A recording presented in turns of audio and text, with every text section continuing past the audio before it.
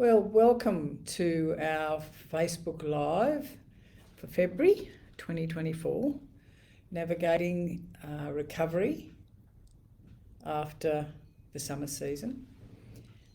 And before we start, and while people log on, I want to acknowledge and do welcome to country. So we acknowledge we're here today on the land of the Gayamagal people, part of the Eora Nation. The Gayamagal are the traditional owners and custodians of this saltwater country and are part of the oldest surviving continuous culture in the world. We pay our respects to the elders, past, present, and emerging. And just while we're settling down and settling in, I wanted to talk about what recovery looks like as we move into the new year. And I don't know about you, but I wonder what happened in January. You know, it's like we're nearly at the end of February and January's gone. That's finished. And I think the last time I was talking to you, it was before Christmas. So there we are, time has flown. And many of you know that I don't talk about doing New Year's resolutions. I do talk about New Year intentions. And I wonder, as we reflect now, what in fact they look like. And I was just talking to a colleague and I said, how are your New Year's resolutions or intentions going? She said, well, they lasted a couple of weeks. And I think that's probably what happens to most of us. So we're just going to talk a little bit about, the plan I have tonight is to talk about addiction and recovery from addiction following that summer season, to talk about as we come into autumn, we're coming into March, we're coming into autumn in our part of the world, and just to actually think about how we're setting ourselves up for our recovery and to make our lives a little easier as we move into 2024. So, you know, when we're talking about this time of year, we're talking about summer, fun. You know, we've had a lot of heat. There's been, we've had long holidays. It's our long holiday season, largely for people that have families with kids. And we're, not working, or we're not working quite as hard as we normally do the rest of the year. And of course, sometimes difficulty staying sober in those periods where we're not in the structure of our lives, and that can be hard. And once we get over that period where we're then back in the saddle, so to speak, we're back at work, we're back into study if we're doing some study, managing kids if we've got kids, school, and the pressure starts to build again. Now, more recently we've been talking broadly in the community about the great quitting, and that's largely about people reassessing, I think probably on the back of COVID, and then coming out of COVID and working hard and readjusting how we're working at home, in the office. We have the great quitting where we're actually assessing, do I want to be working like this? Do I want to work as hard as I've been working? And do I want to be travelling miles to get to where I work? All of those things we've started to assess as we've come out of that, long period of COVID, and then, everyone breathed a sigh of relief as we came out of that, and then we've gone into, the great quitting. I don't know about you, I haven't quit it, but anyway, other people have. And so January's flown by, we're nearly at the end of February, it's the 22nd of Feb today, and we're looking at moving towards autumn. So I'm just wondering, as we came back from holidays, back from summer, we're starting to land in, well, we're working again, or we're looking for work, or we're studying. Like, how do we stop that feeling of dread? I don't know what happens to you, post-holiday, where we come back from holiday, we start back in, it's good to see everybody. Right, and this is my life. This is what I do. It's more of the same. And so what, in fact, do we do to stop feeling the dread, and what do we do to take the pressure off ourselves internally? Because often many of us are not very kind to ourselves about the way we speak to ourselves. Often if we come from that historical the history in our family is that we are from a, slightly neglected family. Perhaps there's been some abuse, perhaps you've experienced some trauma, perhaps you just were never taught how to live in a functional way. And so you've come into your adulthood trying to get into recovery, get into recovery either from your addiction, whatever persuasion it is, alcohol, drugs, gambling, sex, work, any sort of process addiction, which might be, phones, gaming, that sort of stuff. Whatever our persuasion is, we're coming away from that. We're looking at, wanting to be in abstinence around our addiction. And you know that when I'm talking to you about stepping into recovery, I'm talking about the two recoveries. I'm talking about the first one being we have to be in recovery from our addiction, we have to be in abstinence. Through our 12-step program, with other people who are on the journey with us, running mates that will support us to stay in recovery. Hopefully families do too, but if they don't, then we need to find, a family of creation that will do it, that will support us. And the second recovery is that recovery from childhood trauma or trauma that we've experienced as a result of our young life and then through our addiction. So we have two, and that's to be addressed therapeutically. So you have two diseases, two recoveries.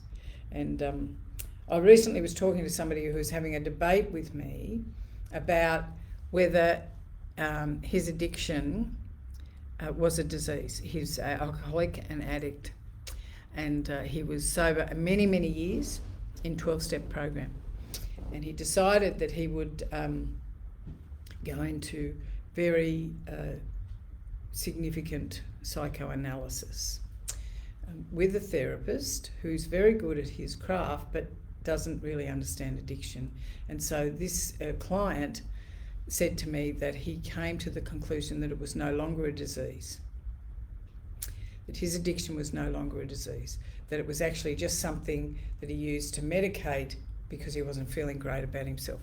And, no guesses and no prizes for what happened. So he relapsed on a different drug to what he'd used before, and the rest is history. He's back in recovery now, but not before he blew up a marriage and his relationship with his children and stuff like that.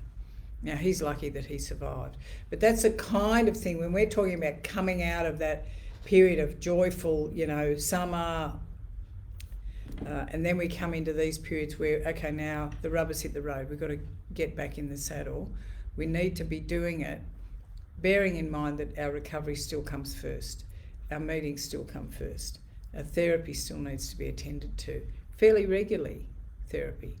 And I think that makes a big difference to how we then can come out of that period of the lightness of summer into more of the, working and the pressure. Now, earlier I talked about the great quitting. And in more recent times, and what you'll start to see, I imagine, in the media, is they're talking about we're struggling with the great exhaustion.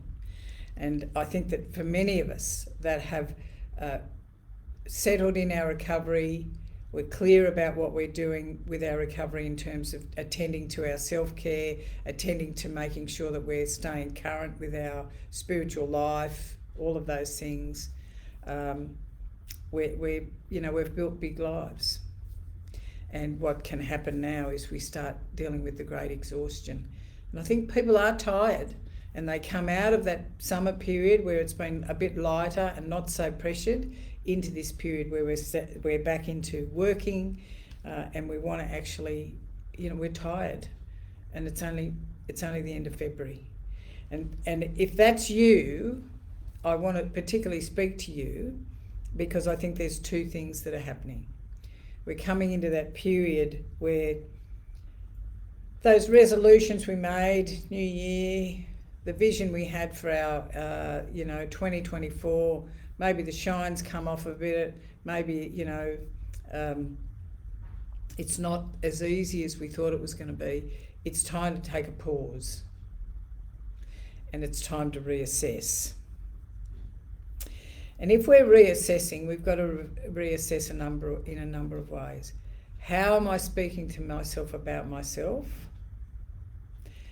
How do I view myself in my life?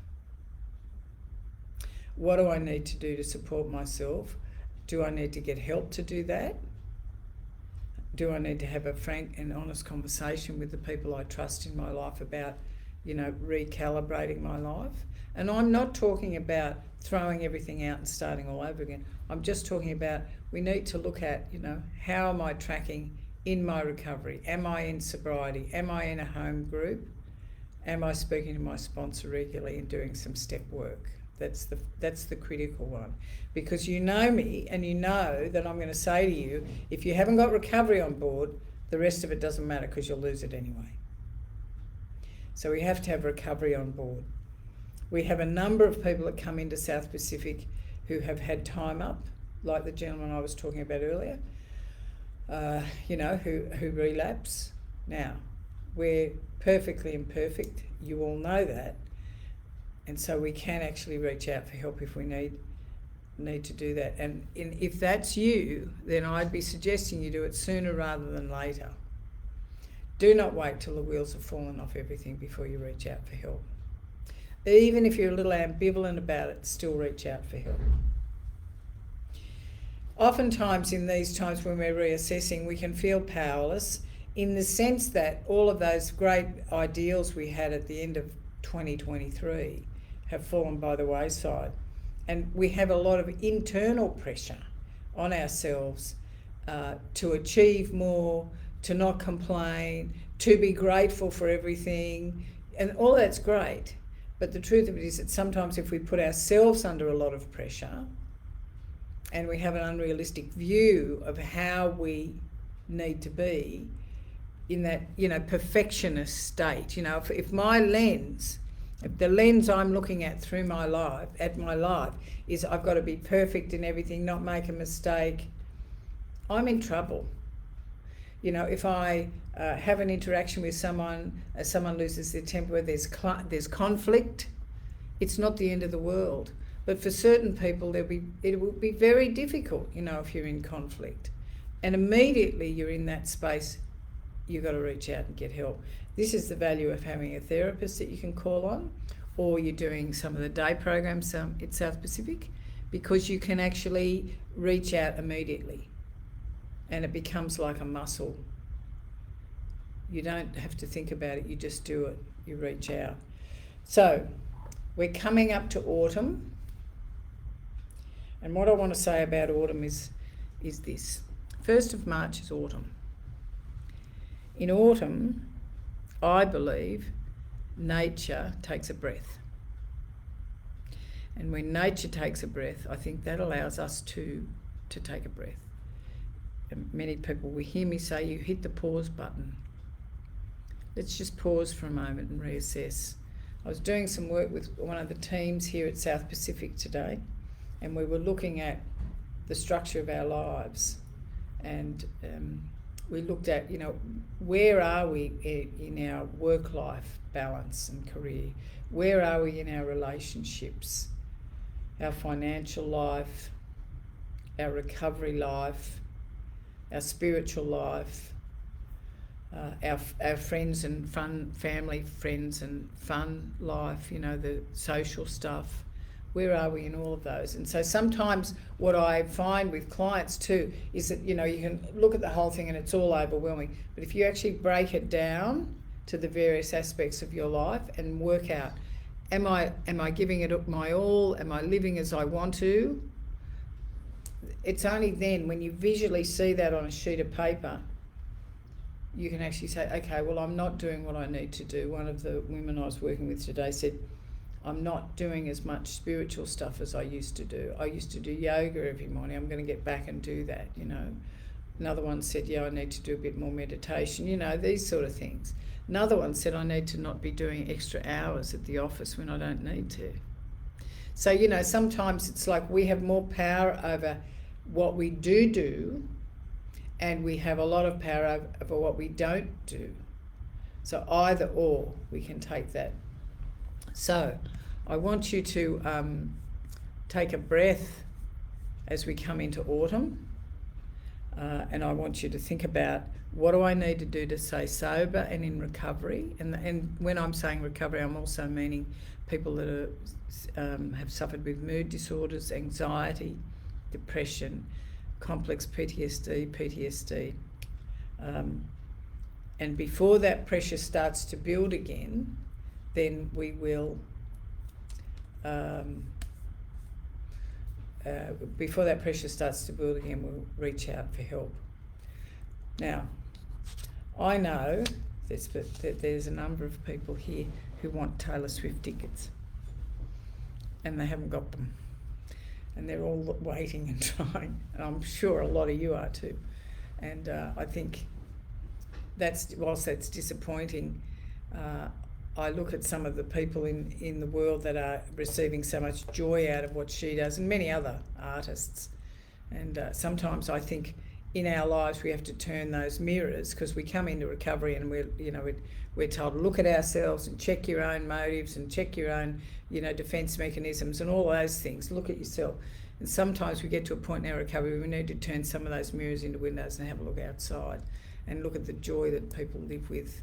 And so I think that's a really important thing to do.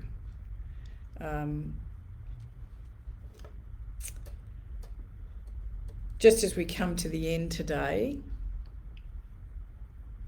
I'd like you to consider how you might get your recovery back on track. I'd like you to consider what you'd like to have more of in your life, what you'd like to let go of. And I want to leave you with one story. A woman had to go and see her doctor, and she had to take her young son, and it wasn't ideal. She didn't have anyone to look after him, and they got into the surgery, and the doctor had some serious things to talk to her about, and he didn't want the young boy interrupting them. So he had a National Geographic magazine, and he saw on a picture of the world on one of the sheets, like a globe. And so he ripped out the paper out of the National Geographic, and he ripped up the page into small pieces. And he said to the little boy, "This is like a jigsaw. I want you to put the world together while I talk to your mum. Can you do that?" And the kid said, yeah, I can do that. And so the little boy's there, and the doctor thought, oh, that'll keep him quiet for at least 20 minutes. I mean, he'd be lucky if he finishes it by the time we've finished having our conversation. And probably no more than, 10 minutes into the appointment, the little boy walked into the room and handed the doctor the piece of paper with the world stuck together with sticky tape. And the doctor was astonished. He said, how did you do that? How did you put that together so quickly? And the little boy took the piece of paper and he turned it over, and there was a picture of a man. And he said, I put the man back together and the world looked all right. And so I think that's what we're doing. We're looking at ourselves, we're putting ourselves back together, and we're going to, when we put ourselves together and we feel all right about us, the world looks all right. So I want to say hello to Lynette. I totally get your son's moved back to Sydney. That must be a big wrench, and I guess you miss him terribly. So Denise, thank you. You're travelling overseas, home 1 month prior to your 1 year in SPP. Good on you. Big congratulations. So you do worry. So we'll be hanging some tools. Good on you. And Zooming meeting here. Great. And I mean, that's the other thing about Zoom, isn't it? And COVID, one of the pluses was that we all got Zoom meetings out of that. So we can log on wherever we like. Thank you, Sue. Good to see you. I know you've done some extraordinary travelling recently, so that looks wonderful. And the girls growing up, so that's wonderful. And Deb, thanks. Good to hear from you too. And Sam, I'm glad you're doing well and living in the Mid-North Coast. The Mid-North Coast is a pretty beautiful part of the world, isn't it? And good on you. Hope all's well. So, we're just, we're going to wind up directly. I hope there's been some takeaways from today. I'm conscious that we need to be conscious of the great exhaustion. I'm conscious that we need to take care of ourselves. And I know that we often are aware of it and then don't follow through and do it. So I really want to support you all to stay on the recovery and to be focused on what you need for yourself. Because, it's the old adage, you put your own oxygen mask on first. And then, thank you, Dust, you're wintering. I'm pleased you're wintering. A little bit before time, but never mind, doesn't matter. So put your own oxygen mask on before you try and help anybody else. And I guess that's the thing I try and live by myself, because, I can do a lot of supporting of other people. If I don't support myself first, then I don't get well, and I don't stay well.